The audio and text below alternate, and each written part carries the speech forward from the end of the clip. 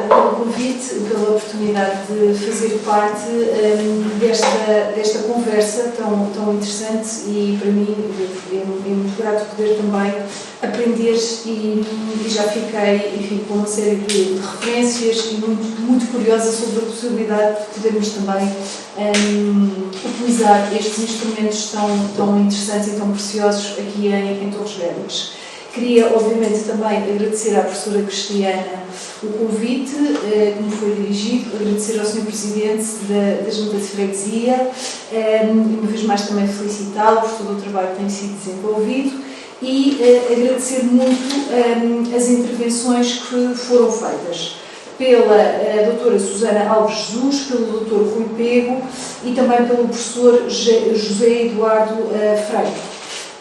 Obrigada pelas oportunidades de aprendizagem que aqui nos proporcionaram. Achei muito curioso, de facto, a referência às fábulas. Eu, curiosamente, hoje, isto é só um parênteses, estive na apresentação de um livro no equipamento cultural municipal que se denomina Fábrica das Histórias, Casa Jaime Modelino, e o livro que foi apresentado da autoria de duas pessoas que têm relação aqui com Torres Vedras foi precisamente inspirado numa fábula de Esopo.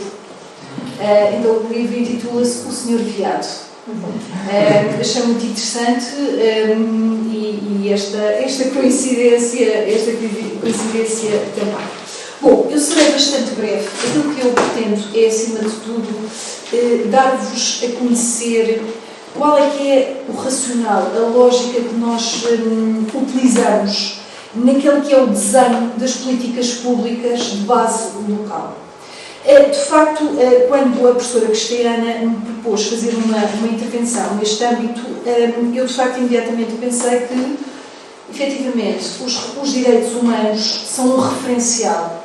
Para nós é um referencial que, como foi dito muito bem, está projetado na Constituição Portuguesa e, por isso, nós, enquanto autarcas, aquilo que pretendemos é, acima de tudo, garantir o acesso àqueles que são direitos fundamentais. E todas as políticas que desenhamos almejam, precisamente, a garantia de acesso a direitos. O direito à habitação, o direito à educação de qualidade, o direito à saúde, o direito à cultura, o direito à prática desportiva, à informação, à liberdade religiosa, à orientação sexual livre, à identidade de género, enfim, um conjunto, uma pleia de direitos que, efetivamente, na nossa perspectiva, têm de estar inscritos em todas as políticas. E por isso nós defendemos o mainstreaming dos direitos humanos e daqueles que são os direitos fundamentais em todas as políticas, porque desenhamos políticas sectoriais. Temos, naturalmente, políticas que visam garantir direitos culturais e, como nós sabemos, as pessoas nascem iguais em direitos, mas não nascem com as mesmas oportunidades e imersas nas mesmas circunstâncias. E, por isso, para nós, a par deste referencial que tomamos dos direitos humanos da Constituição Portuguesa, existem dois princípios que consideramos fundamentais: a igualdade e a equidade.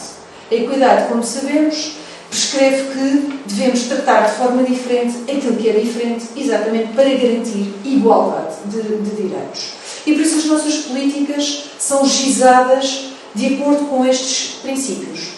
Vou dar alguns exemplos concretos.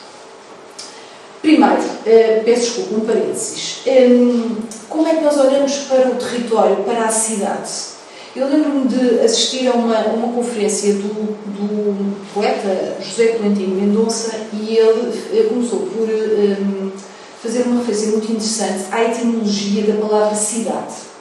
E aquilo que ele referiu foi que, independentemente de considerarmos a sua origem política ou socioespacial, são as pessoas que estão sempre no centro de qualquer cidade. E por isso o primado da pessoa é absolutamente fundamental e é uma referência que nós temos no desenho das nossas políticas. Nós desenhamos políticas para as pessoas e por isso, em primeiro lugar, temos que conhecer as pessoas que habitam, que vivem, que estudam, que residem em Torres Vedras. Quem são essas pessoas? Só conhecendo é que nós podemos intervir. E por isso consideramos fundamental esse conhecimento, essa diversidade de pessoas. Lembro-me também de assistir a uma conferência no, isso que se chama Festival de Filosofia, que é organizado pelo município de Abrantes. E então, a pessoa que preferiu uma intervenção, o professor João Bonifácio de Serra, eu achei muito curioso, porque ele fez referência precisamente a Aristóteles e citou uma frase do Aristóteles no seu livro Política, em que ele dizia que um grupo homogéneo de pessoas não constitui uma cidade. O que eu achei muito interessante, porque de facto a diversidade é uma marca das cidades, é um barómetro de qualidade de vida, a forma como nós lidamos com a diversidade, e é de certa forma também uma condição para que de facto nós construamos uma cidade. E por isso temos estas duas referências, esta ideia de que a diversidade é condição para construirmos uma cidade e que é a forma como lidamos com a diversidade que de facto é determinante na gestão da cidade. E, por outro lado, esta ideia de que são as pessoas que estão no centro do sistema e de todas as políticas que são desenhadas. Por isso temos que conhecer as pessoas e temos que perceber quem é que são os grupos que têm determinado tipo de vulnerabilidades. E por isso nós ajustamos as nossas políticas a esses segmentos de pessoas que concentram uma constelação de vulnerabilidades. Em relação então às nossas políticas, para garantir o acesso a direito à cultura. Como nós sabemos, a cultura, tal qual os direitos culturais, tal qual estão consagrados na Constituição Portuguesa, eles remetem para duas vertentes. É necessário garantir o direito à fruição cultural e é necessário garantir o direito à criação. E, tendo em conta esses direitos, então, quais é que são os desafios para uma Câmara Municipal e os desafios a que procuramos responder? Nós temos, primeiro, para haver fruição cultural, tem que haver, forçosamente, criação. Se, de facto, nós não criamos um ecossistema que estimule a criação artística e a produção cultural, não pode haver fruição, simplesmente não existe oferta. E, por isso, é necessário alavancar e estimular, desde logo, a criação. Como é que nós o fazemos? Fazemos de várias formas, através de instrumentos, os instrumentos de política pública. Um dos instrumentos que nós utilizamos é a atribuição de bolsas de apoio à criação. E temos, a título de exemplo, uma parceria com uma escola superior, a Escola Superior de Arte e Design, a ESAD, das Caldas da Rainha, e uma parceria com uma organização cultural e criativa, que está ancorada em Torres Vedras, que promove residências artísticas. Então, atribuímos bolsas, todos os anos, a alunos finalistas das licenciaturas de mestrado e das licenciaturas e de mestrado em artes plásticas. Não é a Câmara Municipal que decide quem são as pessoas que são contempladas. Há um júri independente, composto por professores desta escola superior, que faz a seleção. Mas a Câmara financia. Está a estimular a criação artística, atribuindo uma bolsa que permite a um jovem recém-licenciado ou a desenvolver o seu mestrado, de poder criar. E aquilo que cria é depois apresentado na nossa galeria municipal. Isso é uma medida de apoio à criação artística. No caso das artes visuais, fazemos o mesmo para as artes performativas, através do nosso teatro. O nosso teatro tem um programa chamado Matriz, que também atribui bolsas à criação artística. Criação artística livre, completamente livre, porque esse também é um direito. Direito à livre criação. A arte não tem que ser instrumentalizada. E por isso o teatro, sim, também consagra uma parte do seu orçamento para estimular a criação artística, tendo uma vez mais um júri independente, porque os eleitos não devem programar. Não devem programar espaços culturais, nem, e isso está também na Constituição Portuguesa, não deve existir uma interferência política naquelas que são as programações culturais. Estes são dois simples exemplos de apoio à criação artística, para que haja, efetivamente, diversidade, pluralidade de propostas. É óbvio que, para existir fruição cultural, tem que haver equipamentos culturais. Se não existirem teatros, galerias, como é que as pessoas, enfim, podem ter acesso a diferentes objetos, a diferentes projetos artísticos? E por isso nós investimos, e essa é uma medida de política pública, na infraestruturação de uma rede de equipamentos culturais, que tem que ter programações regulares e tem que ter equipas, tem que ter uma direção artística e tem que depois ter técnicos especializados. Isso é uma medida de política pública. Agora, sabemos que nem todas as pessoas, por força de diversos fatores que estão também estudados e que a literatura identifica, nem todas as pessoas acedem da mesma forma aos equipamentos culturais. E por isso existem muitos não públicos dos equipamentos culturais. Aquilo que nós consideramos ser fundamental fazer é primeiro conhecer os não públicos. Nós não podemos só analisar e conhecer quem frequenta o teatro, a biblioteca, a galeria, os museus, os centros de interpretação que fazem parte destas constelações de equipamentos que são geridos pelo município. Nós temos que conhecer quem não vai a estes espaços. Porque se não conhecermos estas pessoas, nós não estamos a garantir os seus direitos e não estamos a garantir igualdade de acesso à cultura. Então, primeiro tentamos conhecer e depois temos que implementar medidas que, de facto, promovam o acesso das pessoas aos equipamentos culturais. Por vezes existem fatores que são invisíveis, mas que condicionam a acessibilidade. Um deles são os transportes. Por isso é que, como dizia bem, existe também, no caso das políticas públicas, uma inter-relação entre diversas áreas que impactam e que têm uma influência mútua. Os transportes são fundamentais, porque senão pessoas que estão em zonas mais afastadas do centro e que não tenham meios próprios para se deslocar não conseguem aceder. Têm muita vontade de ir ao teatro, mas não conseguem deslocar-se. Para além disso, existem por vezes barreiras. Nós sabemos que temos pessoas que têm mobilidade reduzida, condicionada, e sabemos que temos pessoas também com outro tipo de características que, de certa forma, obriga a que estes equipamentos culturais estejam preparados para as acolher.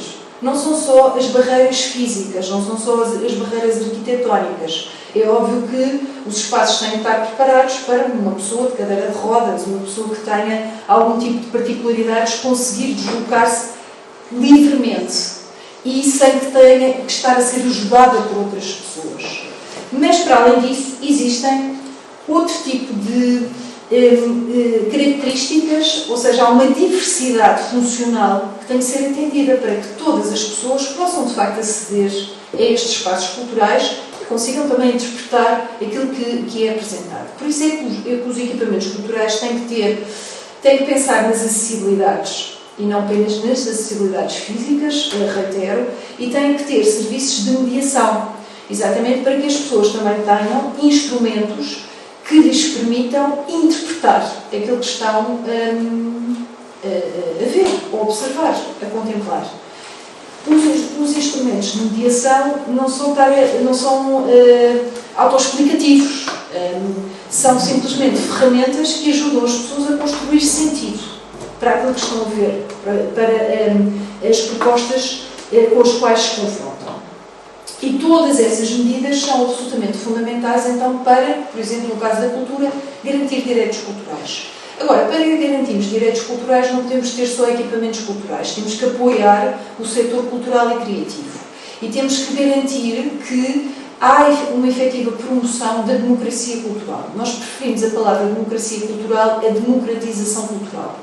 É importante também garantir que há uma circulação e um conhecimento daquelas que são obras de referência e que todas as pessoas podem aceder às mesmas. Mas nós consideramos um pouco paternalista assumir que na Ventosa, por exemplo, não há cultura e que temos que trazer a cultura para a Ventosa. Não, nós temos é que, de facto, iluminar as práticas culturais e reforçar a ação dos agentes culturais que possam aqui existir ou fazer com que mais se queiram aqui fixar e desenvolver um trabalho com a comunidade. É essa a nossa política, a nossa filosofia. Tudo isso para quê? Para garantir direitos culturais que são direitos humanos. E replicamos esta lógica, esta filosofia para todas as outras políticas sectoriais. Falou-se na questão da habitação. garantir o acesso à habitação e a uma habitação condigna. O que é que temos feito nesse domínio? Bom, essa é uma questão complexa porque os territórios estão sempre em transformação e existiram transformações muito recentes que não vale a pena enunciar, que são conhecidas. De todo modo, nós aquilo que temos vindo a fazer é criar alguns instrumentos de política pública. Primeiro, nesta lógica de conhecer o território. O nosso território tem muitas pessoas que têm casa própria, mas casas que estão degradadas, que não têm as condições de conforto que são exigidas para que a pessoa possa ter dignidade. E por isso nós criamos um programa que permite às pessoas realizarem adaptações nas suas casas, recuperarem telhados, enfim, criar as condições de dignidade para exatamente garantir o direito a uma habitação digna. Esse é um instrumento de política pública que nós destinamos a pessoas que, mediante condição de recursos, podem aceder ao mesmo. Não é um instrumento universal. É apenas para pessoas que têm determinado tipo de características e que, efetivamente, não têm meios próprios para fazer esses investimentos nas suas casas.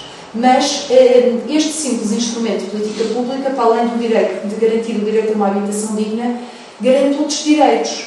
Entre eles também o facto de, por exemplo, pessoas mais velhas não serem institucionalizadas precocemente e manterem-se no seu meio natural de vida, mantendo o direito à sua identidade cultural, porque são pessoas que vivem numa determinada comunidade, estão enraizadas na sua comunidade e por isso não deve ser por razões de natureza financeira, neste caso, que elas são retiradas exatamente pelo local. A nível da habitação, como existe dificuldade no acesso ao mercado de arrendamento livre, então a Câmara Municipal considera que tem que criar um instrumento de política pública para exatamente garantir o acesso a uma habitação digna por parte daquelas pessoas que não têm recursos financeiros para tal. E por isso temos um programa de apoio ao arrendamento. Temos também, obviamente, aquilo que vulgarmente se chama habitação social, para pessoas que efetivamente não conseguem, mesmo com a ajuda da Câmara Municipal, pagar uma renda no mercado livre de arrendamento e por isso necessitam de pagar uma renda em regime de renda apoiada. E por isso estas medidas que o município preconiza, elas visam em última instância garantir direitos humanos e sobretudo a pessoas que estão vulneráveis numa determinada fase da sua vida. Não gostamos também de reificar e dizer que são grupos vulneráveis. Não, quer dizer, qualquer um de nós, em determinadas circunstâncias, pode necessitar da ajuda do Estado Social. Nós criámos um Estado Social exatamente para que nestas circunstâncias possa atuar. E por isso, todas as políticas que desenvolvemos têm este pressuposto. Nível da educação. O direito a uma educação de qualidade. A educação de qualidade não se reduz apenas a construir boas infraestruturas. É muito importante ter edifícios que de facto sejam modernos, sejam funcionais, tenham uma linguagem arquitetónica contemporânea. Nós consideramos que é muito importante que todas as pessoas tenham acesso, e isso também é um direito, a edifícios de qualidade. E as escolas, na nossa perspectiva, devem ser um expoente dessa qualidade. Por isso, para nós é muito importante investir em bons equipamentos escolares.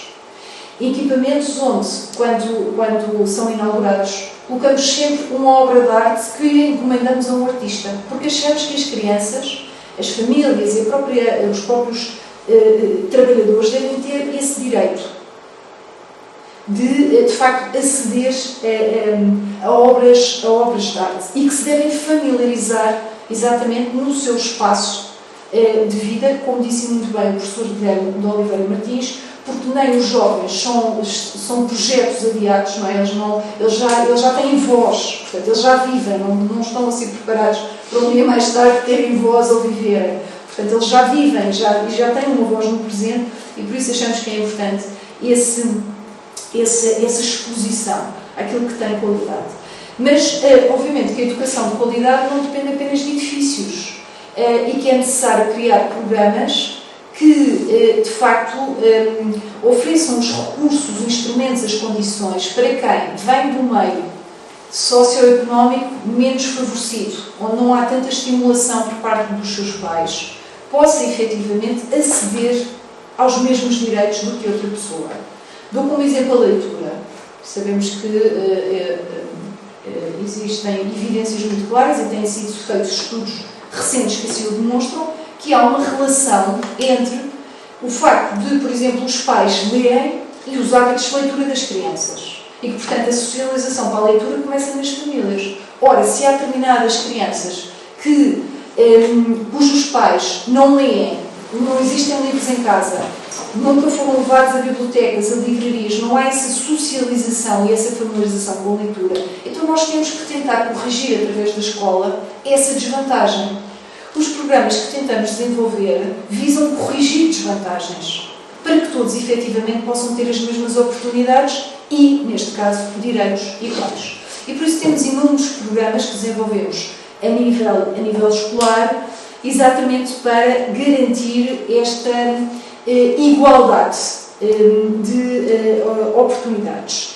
Muitos desses programas não são exclusivamente promovidos pela Câmara Municipal. Nós estabelecemos muitas parcerias com organizações da economia social. Sabemos que as organizações da economia social reúnem também uma constelação muito diversa de entidades como fundações, associações, cooperativas e que todas elas repousam numa matriz comum de princípios e de valores. E por isso nós tentamos sempre privilegiar precisamente parcerias com estas organizações, porque têm uma finalidade social, porque reinvestem os seus excedentes a favor da comunidade, a favor da sociedade e porque sabemos que robustecer estas organizações é também investir no fortalecimento da democracia, porque são espaços onde se exercita a democracia e a participação. Por isso temos inúmeras parcerias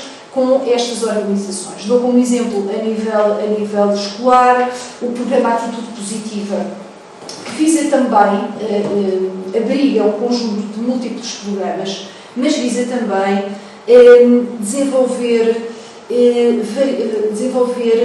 competências socioemocionais nos alunos, logo a partir do primeiro ciclo. E sabemos que as competências socioemocionais são fundamentais para que haja depois também empatia e respeito pelo outro.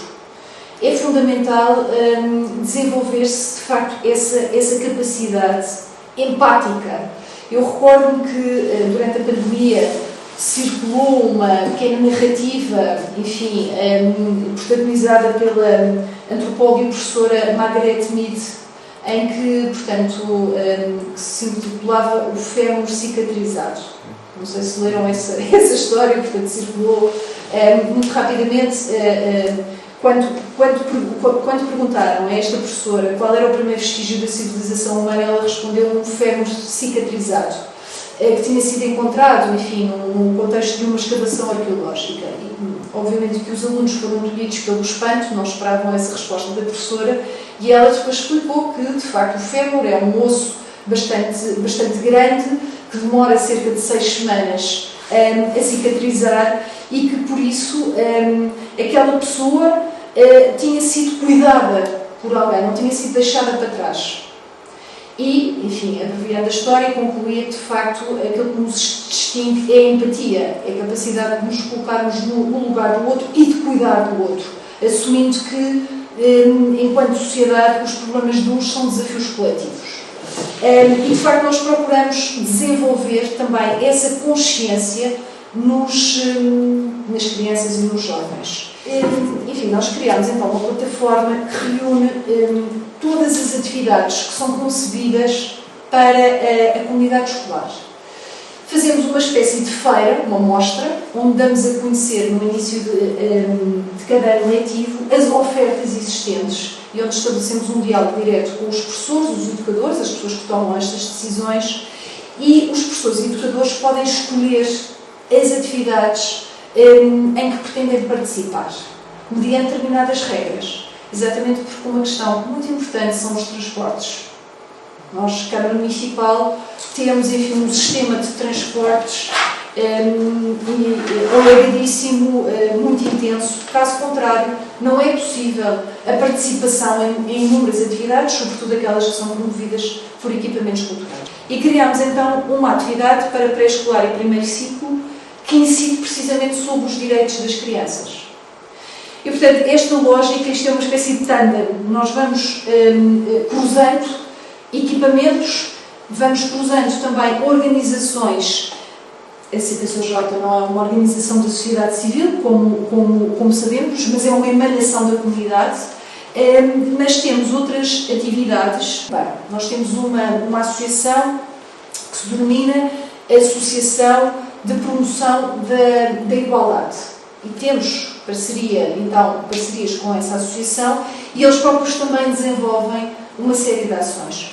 Muitas delas voltadas exatamente também para promover a literacia relativamente a estas questões, que são questões emergentes e que preocupam muitos jovens relacionados com as identidades de género, etc. E por isso a nossa lógica é, no fundo, aproveitar o conhecimento especializado que estas organizações têm vindo a construir. E temos, portanto, estas parcerias, neste caso sobre os direitos das crianças, mas também sobre os direitos das comunidades LGBTQI+, sobre as questões relacionadas com a violência das meninas, violência das mulheres, e temos também um gabinete, que é um gabinete intermunicipal para a violência doméstica, que é parceiro de algumas iniciativas que nós desenvolvemos nas escolas. Por isso a lógica é sempre esta: conhecimento especializado e estabelecer parcerias com organizações. Esta dimensão dos serviços educativos é fundamental, porque cria uma cultura de respeito e de promoção dos direitos humanos. E por isso nós investimos muito a esse nível, olhando também para a nossa população numa perspectiva de ciclo de vida e olhando também para a escola nessa perspectiva, começando do pré-escolar até, neste caso, ao secundário, e estamos agora também a começar a criar atividades para o superior, porque nós temos uma parceria com o IPL e por isso já temos também alguns cursos, temos os chamados TESP e também algumas licenciaturas. O que é que tentamos? É nesta lógica também de mainstreaming contaminar, matizar determinado tipo de iniciativas com estas temáticas. Por exemplo, nós temos um Festival Internacional de Cinema de Animação que se chama Bang Awards. E no Bang Awards já temos escolhido alguns temas que também tocam esta questão dos direitos humanos e depois vamos criando acervo. Vamos criando, no fundo, recursos que podem também eles próprios ser utilizados, quer nas escolas, quer por organizações múltiplas. A título de mero exemplo, amanhã, no Teatro Cine, vamos ter a exibição de curtas-metragens de animação, exatamente em torno das questões da igualdade de género. O título é O Lugar das Meninas é Onde Elas Quiserem. E por isso foi feita uma espécie de curadoria, selecionando filmes, são curtas de animação, que abordam esses temas. Tentamos então dirigir também muitas políticas para grupos que sabemos que concentram algumas vulnerabilidades, como é o caso das pessoas mais antigas. Gostei também dessa expressão que utilizou, pessoas mais antigas, porque, portanto, há uma grande discussão sobre se são séniores, são maiores. Nós gostamos também dessa designação, são pessoas mais antigas. Tal como em relação aos migrantes, preferimos a expressão recém-chegados, de migrantes, porque criamos logo uma barreira. E, portanto, nós temos depois muitos programas que são dirigidos para as pessoas mais antigas, porque sabemos que há um conjunto de fatores que as impede de aceder a determinado tipo de direitos. Desde logo, se as pessoas estão institucionalizadas, dependem de terceiros para, por exemplo, ter acesso à cultura. Então, nós temos vindo a criar programas, um deles chama-se Meninas de Casa à Janela, foi experimentado durante a pandemia e depois tornou-se um instrumento de política pública, em que temos um ciclo de espetáculos que são realizados nas próprias instituições, porque há muitas pessoas que, por questões de mobilidade, não conseguem sair da instituição. Por isso, os séniores, em relação aos séniores, temos inúmeros programas, exatamente para garantir direitos a esta população, para combater o idadismo, que está cada vez mais forte e presente nas nossas sociedades, e para revalorizar o papel das pessoas mais velhas, também como transmissoras de cultura. Nós realizámos um estudo de caracterização das pessoas com deficiência no nosso território. Procuramos também, porque cada vez também existem técnicos mais qualificados, quer na Câmara Municipal, quer depois através também de parcerias que vamos fazendo com universidades e com instituições várias, produzir conhecimento de base local. Até porque há muitos dados que não estão desagregados ao nível do concelho e da freguesia e é muito difícil depois, enfim, ter realmente informação mais precisa. Fizemos então esse estudo e a partir desse estudo temos vindo a desenvolver uma série de programas para pessoas com deficiência. Desde programas de apoio a cuidadores informais, sempre em parceria com entidades que têm conhecimento especializado e muitas vezes a Câmara funcionando como investidor social ou como financiador, permitindo que sejam essas entidades a desenvolver os programas. Porquê? Porque têm conhecimento, têm competências e depois conseguem também mobilizar voluntários. O que é muito interessante, os voluntários não substituem, obviamente, profissionais, não é de todo esse o propósito, mas complementam e criam também aqui uma cultura de participação que é importante. Por isso, pessoas com deficiência, algumas minorias étnicas, como é o caso das pessoas ciganas. Nós temos um plano local para a inclusão e participação das pessoas ciganas, com inúmeras ações, e o município de Torres Vedras já foi distinguido pelo Conselho da Europa exatamente pelas suas políticas de inclusão das pessoas ciganas. Neste momento, existe um grande desafio relacionado com os recém-chegados. O nosso território aumentou muito a sua população nos últimos tempos, por força também da atividade económica de algumas empresas. Há uma grande atração de pessoas que vêm de outras geografias para o nosso território. Temos diversas políticas que visam também garantir a estes cidadãos e cidadãs direitos em igualdade de circunstâncias relativamente aos que já vivem aqui há mais tempo. Esta questão das migrações neste momento é bastante sensível, como nós sabemos, e por isso é que nos parece também que cada vez mais a bandeira dos direitos humanos deve ser desenterrada, isto pegando na sua imagem. Porque, na verdade, há questões que neste momento são conotadas de ideológicas, que na nossa perspectiva não tem nada de ideológico. Portanto, nós estamos a defender direitos humanos, não é uma questão ideológica. A ideologia existe e também me parece que não devemos fingir que não há ideologia e que é tudo igual. Quer dizer, ter vergonha de assumir determinado tipo de posições. Mas defender os direitos humanos não me parece que seja um posicionamento ideológico. E, portanto, faz-nos alguma confusão, enfim, alguns movimentos que estão a ganhar cada vez mais força, em que o que está subjacente é esta ideia de que há cidadãos de primeira e de segunda. E, portanto, há pessoas que estão no nosso país, estão a contribuir para a nossa economia, estão a contribuir para a sustentabilidade da segurança social, depois não podem ter os mesmos direitos que os que vivem cá há mais tempo. Nós recusamos essa visão, não temos medo de a afirmar, sabendo que por vezes não é muito popular. Mesmo as políticas que temos relativamente às pessoas ciganas, sabemos que não são consensuais. Mas, enfim, temos que tomar posições e aquilo que me parece é que realmente a falta de coragem política, uma certa cobardia disfarçada, que cada vez existe mais, tem depois consequências terríveis. O tentar disfarçar determinado tipo de medidas em vez de as assumir claramente tem custos. E por isso temos, de facto, como dizia, diversas políticas dedicadas aos migrantes. Uma delas, que é fundamental, é a promoção da integração linguística e, de facto, desenvolvemos muitos cursos também em parceria com diversas entidades públicas e educativas. Apenas dar nota de que, para além das medidas de política pública, há depois todo um trabalho em rede e há uma dimensão de governança que é para nós fundamental e por isso temos plataformas que de facto convocam diferentes parceiros, têm uma representação muito alargada, são plataformas multinível, como é o caso da rede social, que visa combater a pobreza e a exclusão social.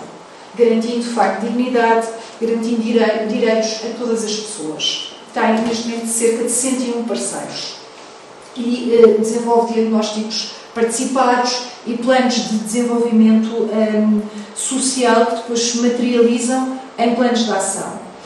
Também consideramos que é cada vez mais fundamental, para intensificar esta cultura de direitos humanos, incrementar a participação. E criámos então recentemente o Conselho das Crianças. E no Conselho das Crianças procuramos também abordar precisamente esta questão e fazê-las pensar, como dizia, e muito bem, para que, quando se fala em direitos humanos, não seja apenas uma expressão que adorna o discurso e que, na verdade, é um vazio semântico, porque, como disse bem, depois não quer dizer nada, nem as pessoas sabem do que é que estão a falar.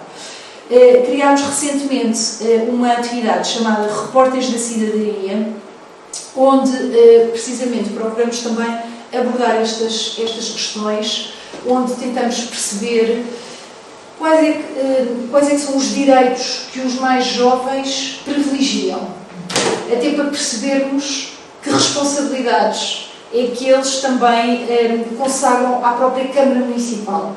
Por vezes têm uma ideia um pouco distorcida daquilo que é o papel da Câmara Municipal, e por isso temos feito esses exercícios bastante interessantes, em que lhes perguntamos então o que é que consideram ser essencial para que possam ter qualidade de vida e bem-estar no sítio onde vivem, e eles vão dizendo segurança, educação, e a partir daí também se discutem muito estas questões relacionadas com os direitos humanos. É sempre possível, independentemente da área em que estejamos, e abordar estas questões. Eu dou como exemplo um projeto que realizamos precisamente no âmbito das linhas de Torres Vedras.